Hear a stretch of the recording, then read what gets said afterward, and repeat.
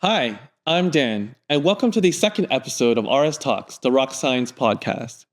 Today, we're digging into the evolution of Rocscience, a geotechnical software company that's been developing innovative tools for civil and mining engineering for over 25 years. It's also the company that I work for.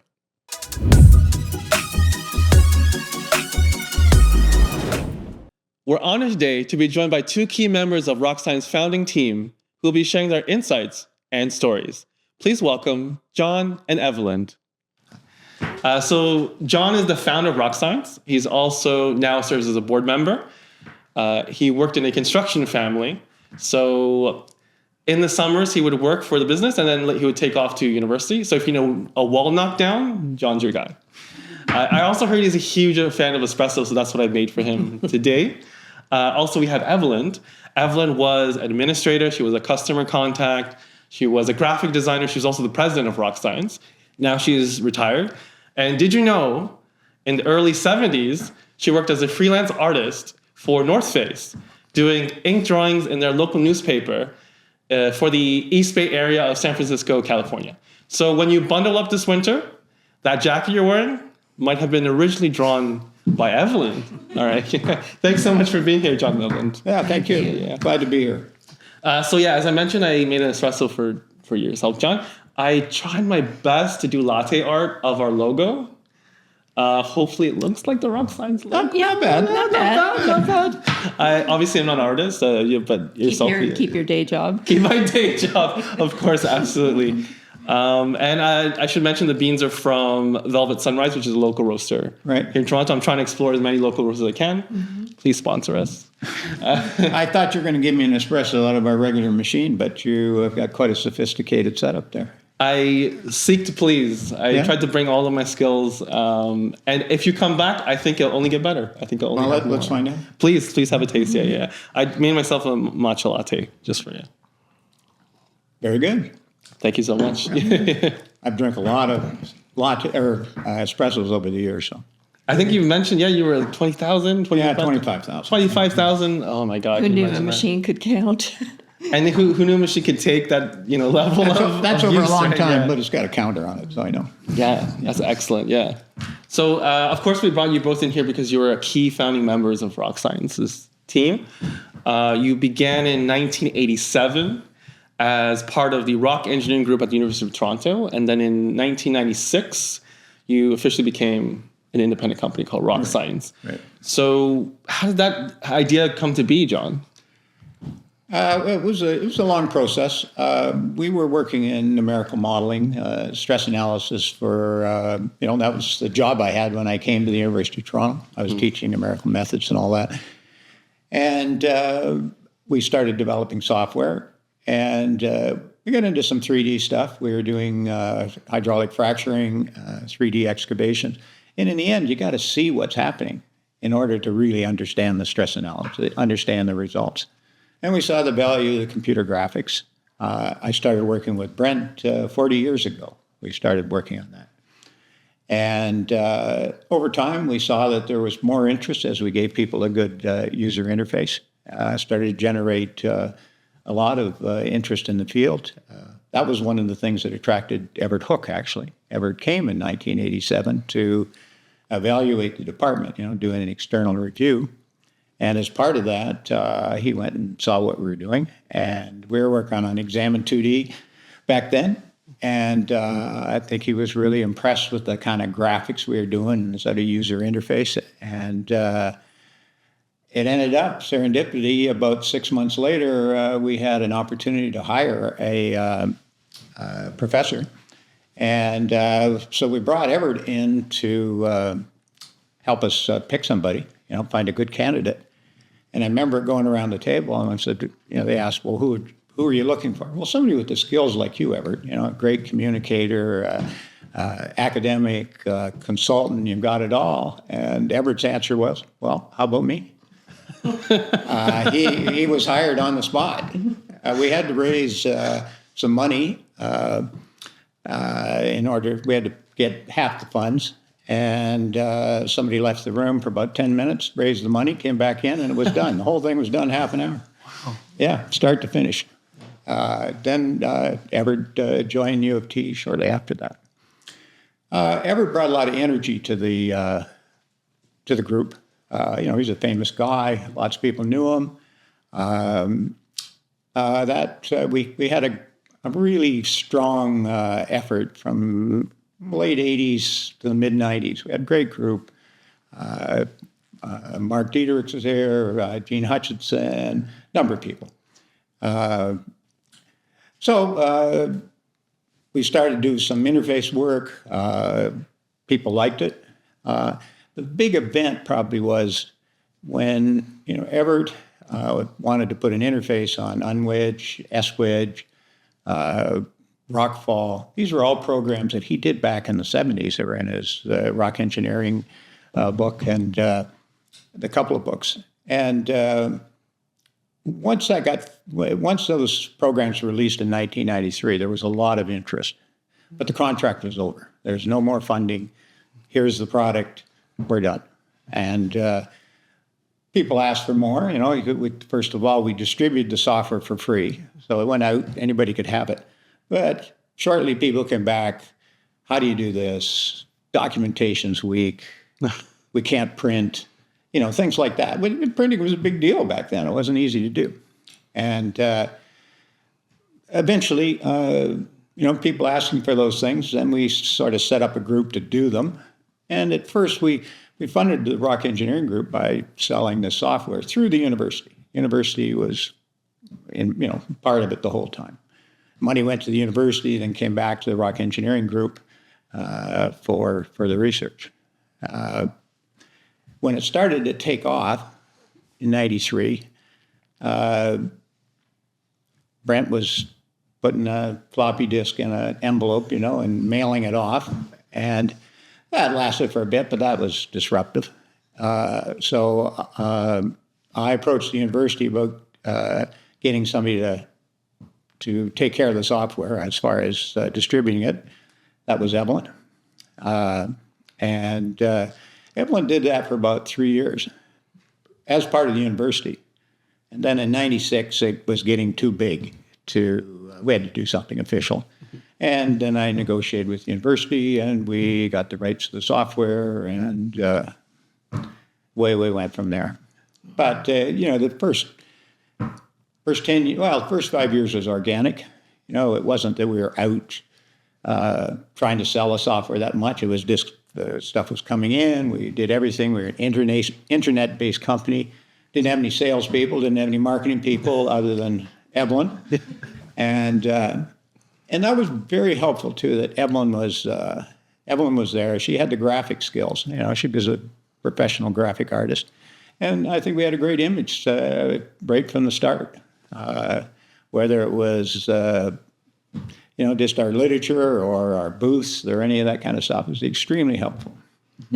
I had been hanging around the university. Obviously, John was working there, but I did, before there was any computer ability to do charts and graphs, I had a background in technical drawing, and so I was doing all the charts and graphs for people like Eli Verbinski and other professors.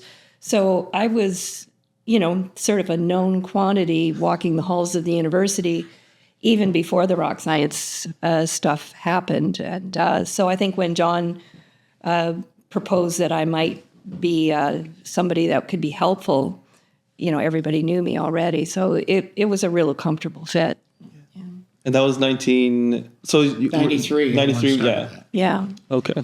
So once you reach that point of being independent, what were the key roles that you needed for you guys to feel like you were ready to go? We had customers. Yes, absolutely. For sure. Yes. We had some. We had some from the original programs. Right. But we, at first, it was difficult to hire people. The key people, Brent, Reginald, Thamer, they were all sort of natural to it. But to get computer programmers, to get computer engineers was difficult. They looked at us as a little tiny company, 4 or 5 people, civil engineers, where am I going to get my programming experience from that? But over time, we'd hire a second-year student. We got you were one of them, one of the people that we had as an intern. We'd get a second-year student in, and then they'd all go to some computer company after that. Then some of them liked it. They were learning good mentoring, and we'd get up third year, then fourth year, then grad students, and then engineering science students. It took a long time, but eventually we got there. There was a lot of support, a lot of goodwill from other universities too, because they were starting to use the software as teaching tools, and especially once Evert came on, there was not only the software as teaching tools for next to nothing, there was all of his writings to back it up. And so we had a lot of very, very loyal supporters. Derek Martin, one of the first ones. And then I think as John was saying, as the students started going out into the world after an internship, they'd take a job at an engineering company, and the first thing a new hire, well, what kind of software would you recommend? And so more and more and more, these students were coming familiar, ready to go with Rocscience software. So yeah, it built very organically, very, very logically, very comfortably, I think. Yeah, that university program was helpful. I was a professor at U of T, and I used the software in my own course, so I knew how useful it was. And often we tried to develop it so it was useful in courses. And that was very helpful to get that university program going. Right now, I think we're about 500 universities, say 50 students, that's 25,000 a year. That's 250,000 people over 10 years. That's and that was helpful. That was a good, I won't say marketing, because the intention was we wanted to be an education company. I mean, we wanted to help people, right? We wanted to promote rock engineering. That's what we were after. It wasn't how can we become a huge software company. It was more that how can we promote rock engineering, the things that we do, the things that we're interested in, and it worked out pretty good. But what about Rocscience compared to what was already out there? Was there something that you guys did uniquely that was I would say that, well, a little anecdote. I went up to Golden Giant Mine in Northern Ontario, Marathon, and one of our students was there.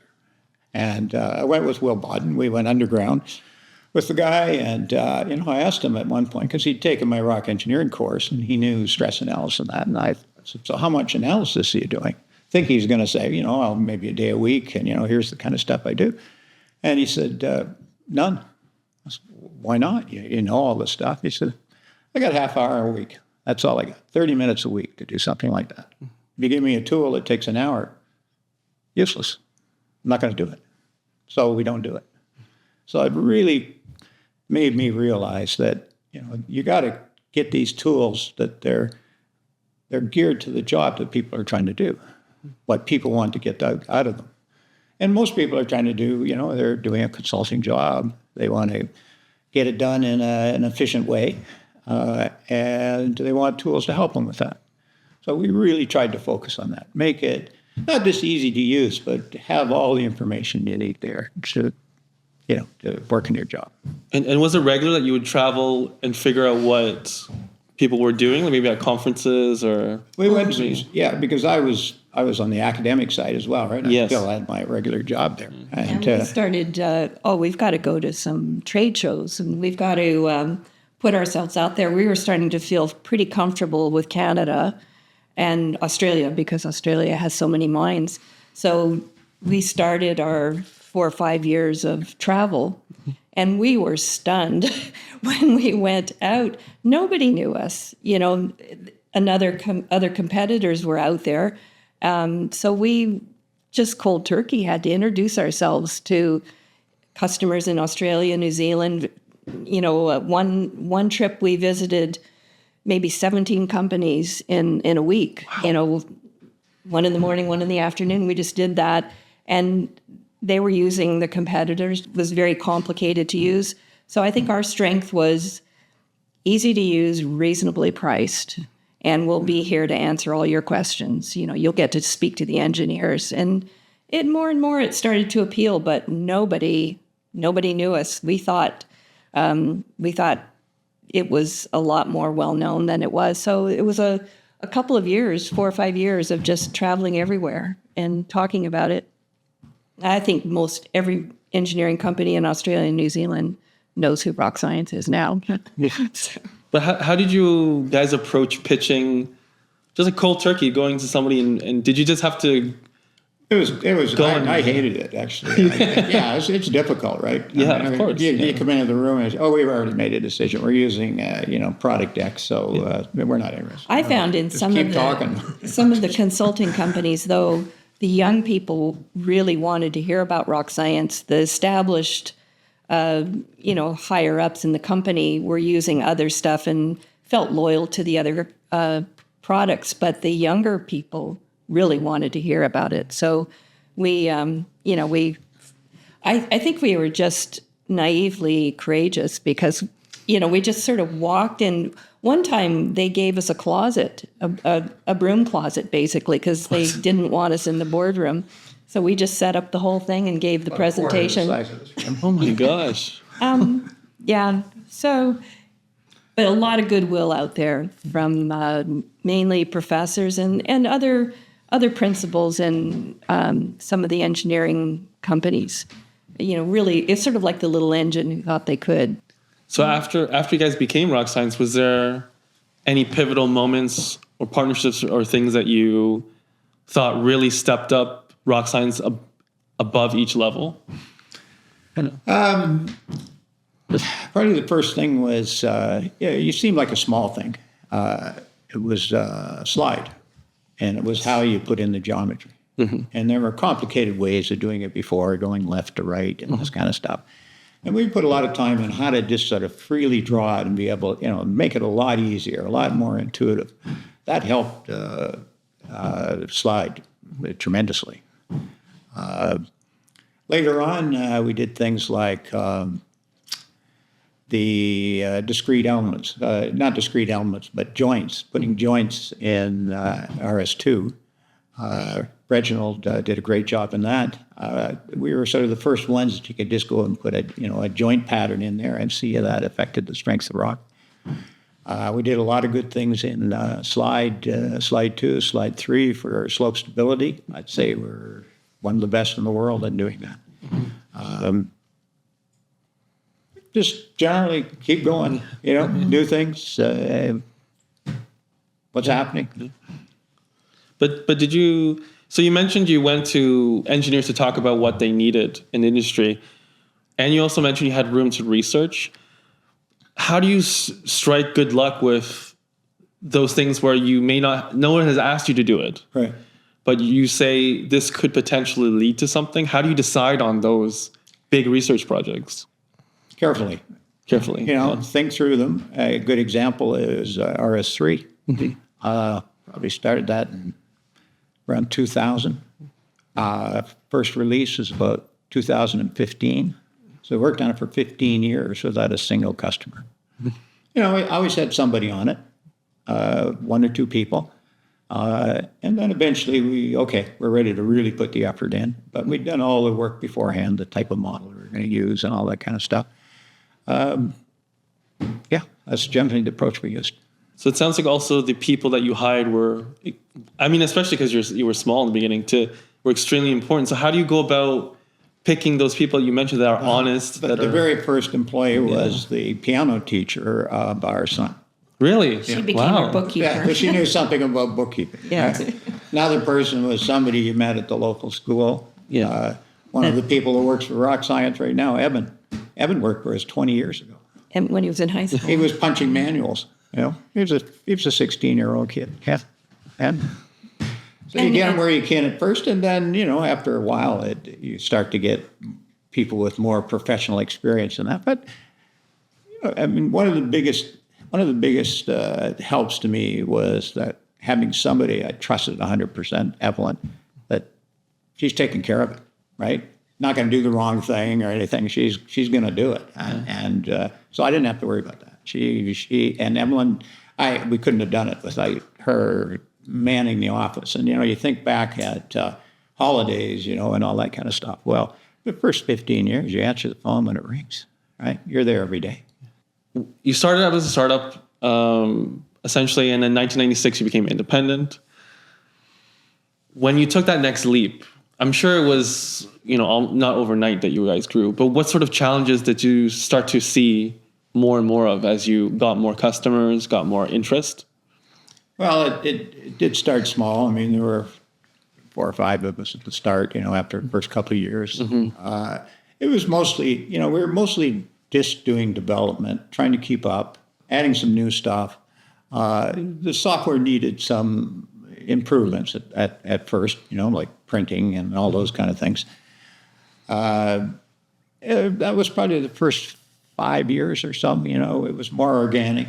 I mean, Evelyn mentioned it. We didn't really go out. We did Canada and that, but business was coming in fast enough, that things were working out fine. But later on, then we had to expand everything. I remember going to a show in 2002 in Alaska, and that was one of our early First ARMA conference. First ARMA conference, and we had a really great booth. Evelyn did some beautiful booths, and they were the ones that stood out. And I remember that kind of being the start. And then we started to go to a lot of trade shows, all the usual geotech ones, and did that for a few years, and then eventually went on the road and traveled the world actually promoting the software. And you start out with a few employees. You don't need a lot of organization. You get up about 15 people, and then you need some. We got to be paying everybody. You got to have all that taken care of. You get up to 30. Well, now you need some organization there. You get up to 60. It's again, during that time. I mean, we went from, I guess, by about 2012, 13, Thamer was starting to travel. He became president in 2015, I think. Brent, then, we were a very flat organization, just like at the university, right? There was really none. I mean, it was just everybody was there. We're all doing our stuff.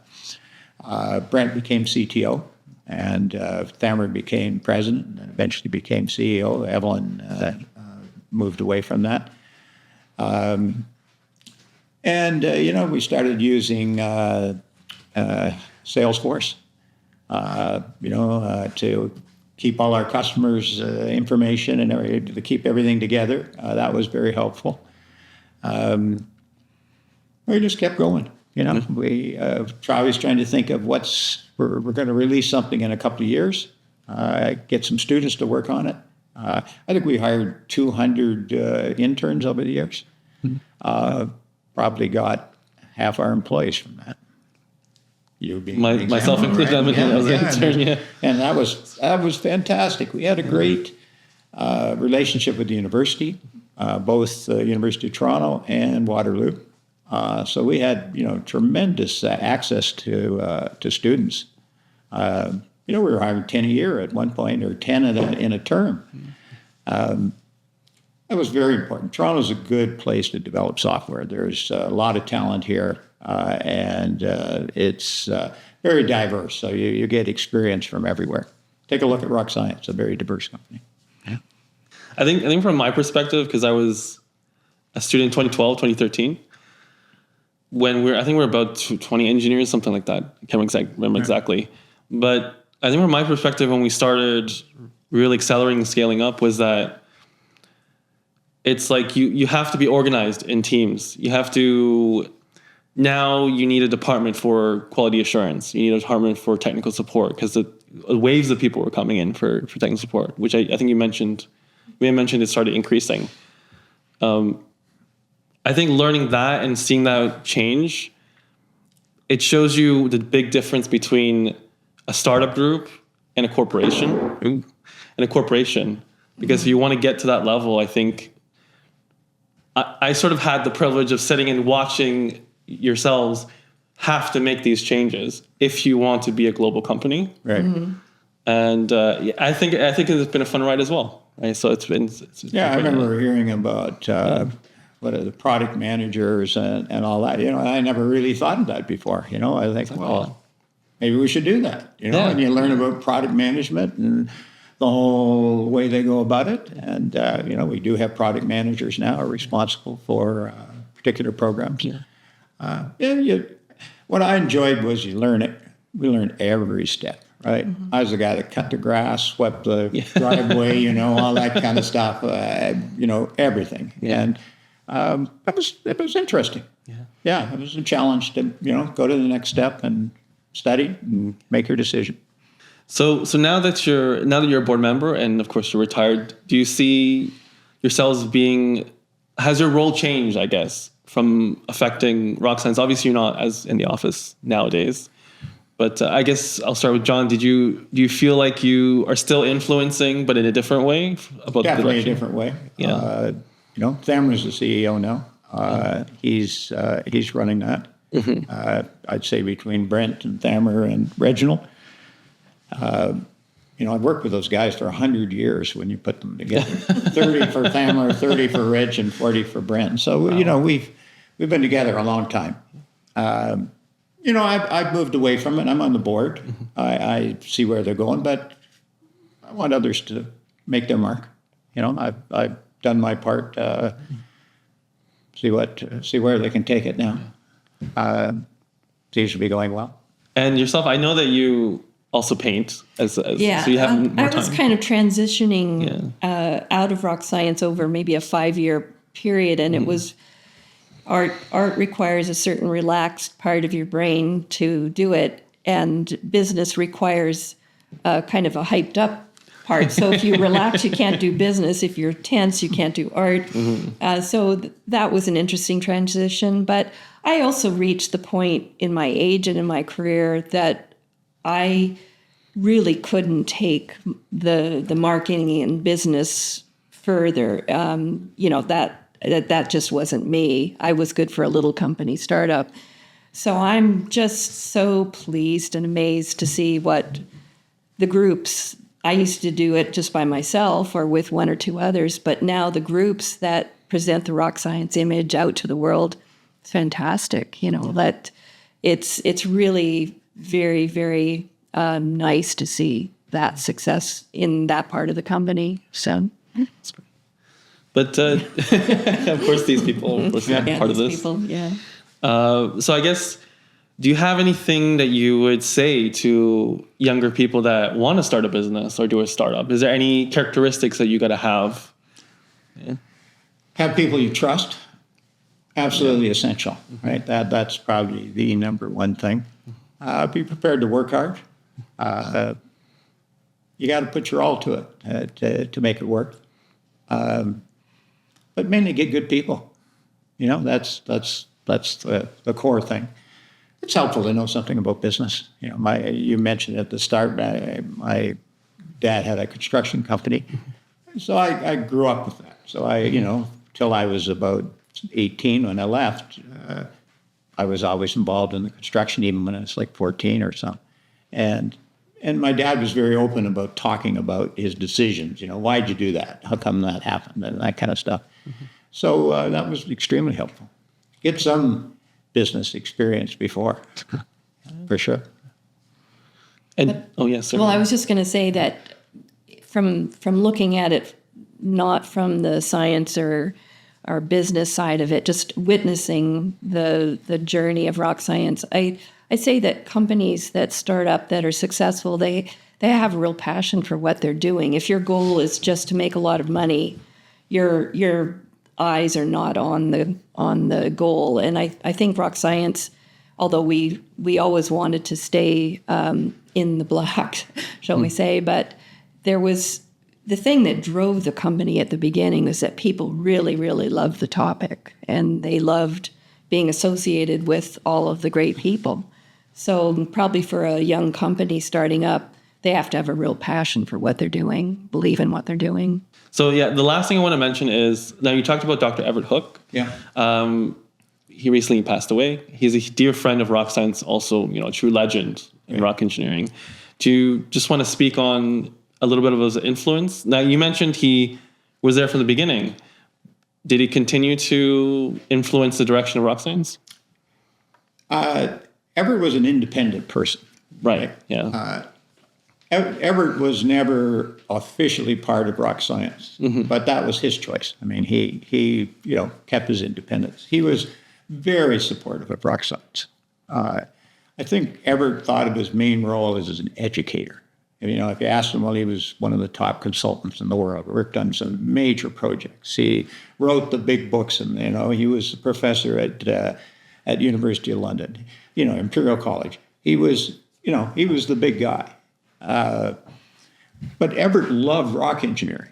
He really, and he wanted to educate people more than anything. I think that's what he was most proud of, and that was Hook's Corner, right? He put all his stuff there.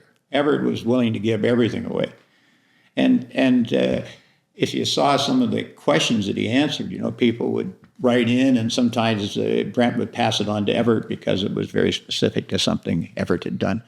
And he would write a 2-page email, right? Responding to the person directly. Sometimes they were astounded. I got an answer from Evert Hoek. Hook, how did I do that? Evert was supportive to the end. He tried a lot of our stuff. He commented on it. But like I say, he was an independent guy. He'd use something else if he thought it was better. And that's just the way that Evert operated. Oh, so he wasn't. Well, it wasn't planned that he would ever come to Rocscience. No, but he was. No. I mean, Evert had his own career, right? I mean, big time. And he liked Rocscience. He liked working with us. We liked working with him. We had a great relationship with it. Was back and forth, and worked out very well. Yeah. We appreciated it very much. He was a great colleague. Yeah, he loved young people. He really touched young people very.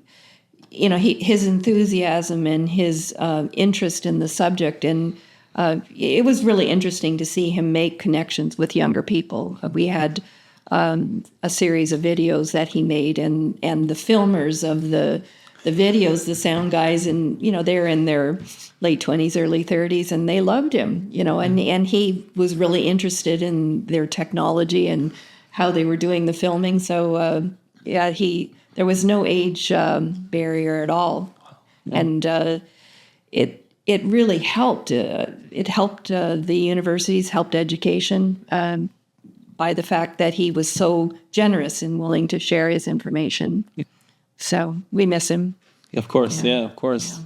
I think we'll definitely have to dive into a dedicated episode on Evert Hoek, because it seems like it's just endless, the amount of advice and help, especially with Brent, Reginald, all these other big names at Rocscience. So for sure, we'll do one. I hope you enjoyed the drinks. Hope you enjoyed the conversation. Thank you so much. Yeah, of course. Yeah. Thanks, Daniel. It's really been lovely to reminisce about my experience with John and building Rocscience, and to see how healthy the company is now. It's wonderful. Yeah. Anything you want to conclude with? Any concluding remarks, John? Or no. Well, thanks for inviting us. Absolutely. Yeah. And I'm pleased the way things are going. Great. Yeah. Yeah. It's definitely amazing to hear. Well, especially because I was part of that ride a little bit in 2012, to see where we are now, me sitting here doing this and, getting to interview the founders and the president of Rocscience. So thanks so much again. And that's a wrap on our second episode of RS Talks. A big thank you to our guests for sharing their personal experiences about the inception and growth of Rocscience. And a big thank you to you for tuning in. Be sure to follow us on your favorite podcast platform like Spotify, Apple Podcast, and Amazon Music. Until next time, can you guess what we'll dig into next?